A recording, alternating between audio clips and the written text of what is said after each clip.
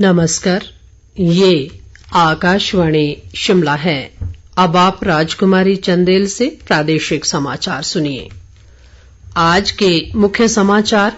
प्रदेश मंत्रिमंडल ने लोगों को घर द्वार के समीप बेहतर स्वास्थ्य सुविधाएं सुनिश्चित करने के लिए चिकित्सा अधिकारियों के 500 पद भरने का लिया निर्णय। राज्य सरकार ने 18 से 27 जुलाई तक तबादलों पर रोक हटाने का लिया फैसला। प्रदेश विधानसभा का मॉनसून सत्र 10 से 13 अगस्त तक करवाने की सिफारिश। राज्य निर्वाचन आयोग ने प्रदेश के विभिन्न स्थानों पर पंचायती राज संस्थाओं के उपचुनाव की अधिसूचना की जारी। 10 अगस्त को होगा मतदान। और प्रदेश में कोरोना के सक्रिय मामलों का आंकड़ा बढ़कर 1800 के पार। आज 422 नए मामलों की पुष्टि। अब समाचार विस्तार से। प्रदेश सरकार ने लोगों को घर द्वार के समीप बेहतर स्वास्थ्य सेवाएं सुनिश्चित करने के लिए स्वास्थ्य विभाग में चिकित्सा अधिकारियों के 500 पद भरने का निर्णय लिया है। मुख्यमंत्री जयराम ठाकुर की अध्यक्षता में आज शिमला में हुई मंत्रिमंडल की बैठक में ये फैसला लिया गया। इन 500 पदों में से 300 पद 1 महीने के भीतर वॉक इन इंटरव्यू, जबकि 200 पदों को राज्य लोक सेवा आयोग के माध्यम से भरा जाएगा। मंत्रिमंडल ने प्रदेश के विभिन्न स्वास्थ्य और आरोग्य केंद्रों में राष्ट्रीय स्वास्थ्य मिशन के तहत सामुदायिक स्वास्थ्य अधिकारियों के 880 पदों को अनुबंध आधार पर भरने का निर्णय भी लिया। इसके अलावा बैठक में दंत चिकित्सा अधिकारियों के 19 पद अनुबंध आधार पर भरने का फैसला लिया गया। इनमें से 50% राज्य लोक सेवा आयोग के माध्यम से और 50% बैच वाइज आधार पर भरे जाएंगे। मंत्रिमंडल ने वर्ष 2022 के लिए सेब, आम और नींबू प्रजाति के फलों की खरीद के लिए मंडी मध्यस्थता योजना के विस्तार सहित इनकी खरीद में ₹1 प्रति किलोग्राम वृद्धि को भी मंजूरी प्रदान की। मंत्रिमंडल ने 18 से 27 जुलाई तक तबादलों पर लगी रोक को हटाने पर भी मुहर लगाई। बैठक में प्रदेश विधानसभा का मॉनसून सत्र 10 से 13 अगस्त तक बुलाने की सिफारिश राज्यपाल को करने का फैसला भी लिया गया।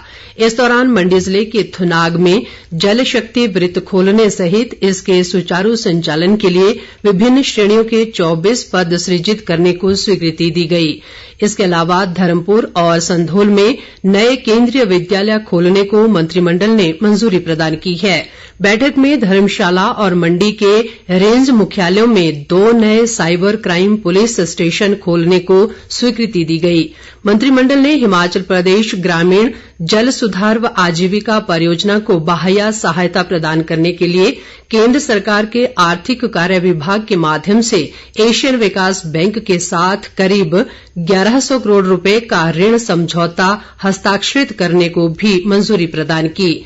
इसके अलावा मंत्रिमंडल ने विभिन्न विभागों में अलग अलग श्रेणियों के पद सृजित करने और भरने पर भी मुहर लगाई।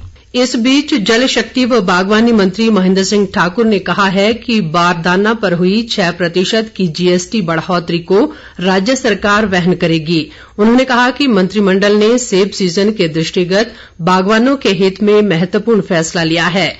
महेंद्र सिंह ठाकुर ने कहा कि बागवानों को अब बारदाना 12% जीएसटी की पुरानी दर पर ही उपलब्ध करवाया जाएगा। उन्होंने कहा कि इस संबंध में एचपीएमसी व हिमफेड को निर्देश जारी कर दिए गए हैं। केंद्रीय जल शक्ति मंत्रालय का एक दल इन दिनों मंडी में अमृत सरोवर व जल संरक्षण के कार्यों की प्रगति का जायजा लेने के लिए मंडी जिले के दौरे पर है। मंत्रालय के उप सचिव अतुल कुमार मिश्रा और तकनीकी अधिकारी प्रवीण कुमार की अगुवाई में 12 जुलाई से आए दल के सदस्यों ने कल मंडी में जल संरक्षण संरचनाओं का निर्माण, अमृत सरोवर और जल शक्ति केंद्र के निर्माण कार्यों की समीक्षा के लिए अधिकारियों के साथ एक बैठक की। केंद्रीय दल ने अधिकारियों से विकास कार्यों के कार्यान्वयन के दौरान आने वाली समस्याओं और अनुभवों की जानकारी हासिल की।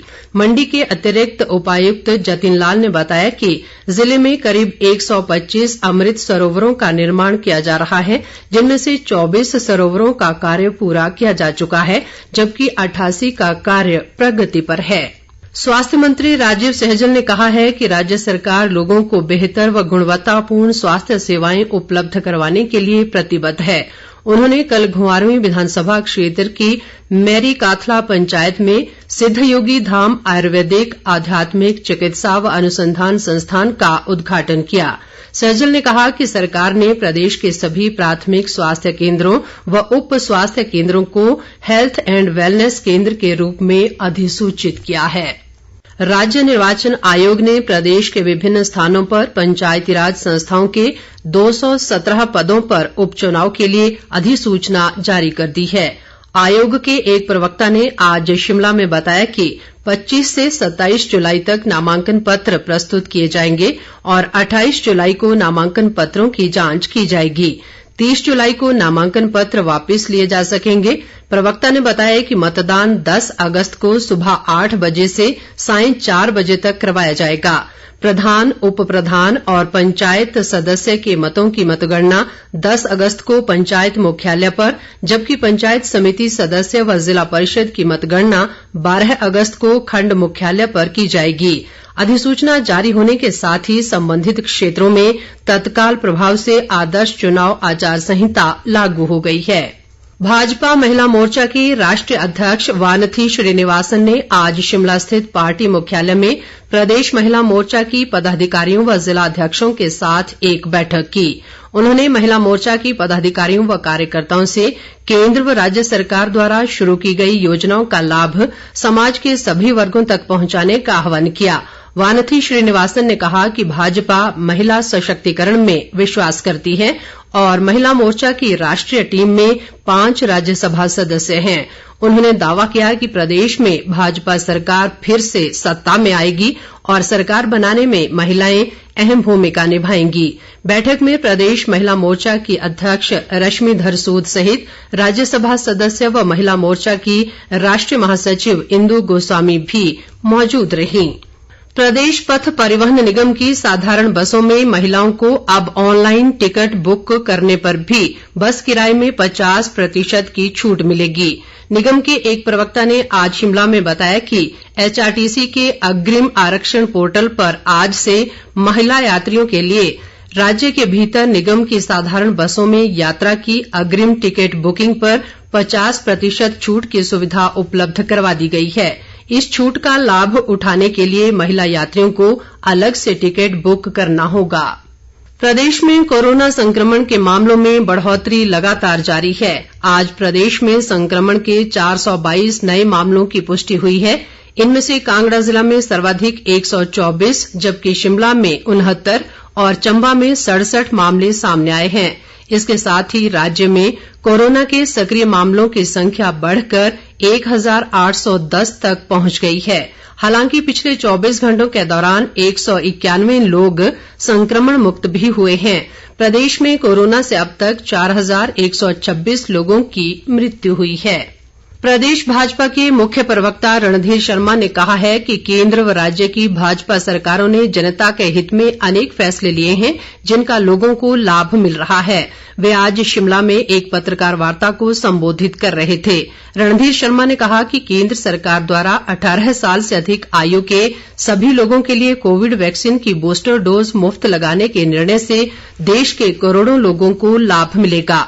उन्होंने कहा कि भाजपा सरकार द्वारा लिए जा रहे जनहितैषी निर्णयों से कांग्रेस नेता हताश हैं और जनता को गुमराह करने के लिए बेबुनियाद आरोप लगा रहे हैं। शिमला प्रेस क्लब द्वारा कल 15 जुलाई को मीडिया कर्मियों के लिए निःशुल्क मेडिकल शिविर लगाया जाएगा। क्लब के अध्यक्ष उज्जवल शर्मा ने बताया कि आईजीएमसी शिमला के सहयोग से आयोजित किए जा रहे इस कैंप में कार्डियोलॉजी और मधुमेह सहित अन्य गंभीर बीमारियों के टेस्ट निःशुल्क किए जाएंगे। उन्होंने कहा कि शिविर का आयोजन सुबह 8:30 बजे से दोपहर 1 बजे तक प्रेस क्लब परिसर में होगा। अंत में मुख्य समाचार एक बार फिर।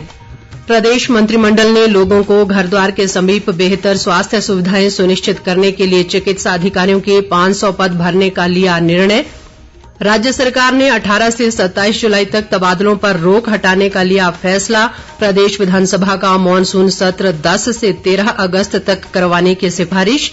राज्य निर्वाचन आयोग ने प्रदेश के विभिन्न स्थानों पर पंचायती राज संस्थाओं के उपचुनाव की अधिसूचना की जारी। 10 अगस्त को होगा मतदान। और प्रदेश में कोरोना के सक्रिय मामलों का आंकड़ा बढ़कर 1800 के पार। आज 422 नए मामलों की पुष्टि। इसके साथ ही ये समाचार बुलेटिन समाप्त हुआ। नमस्कार।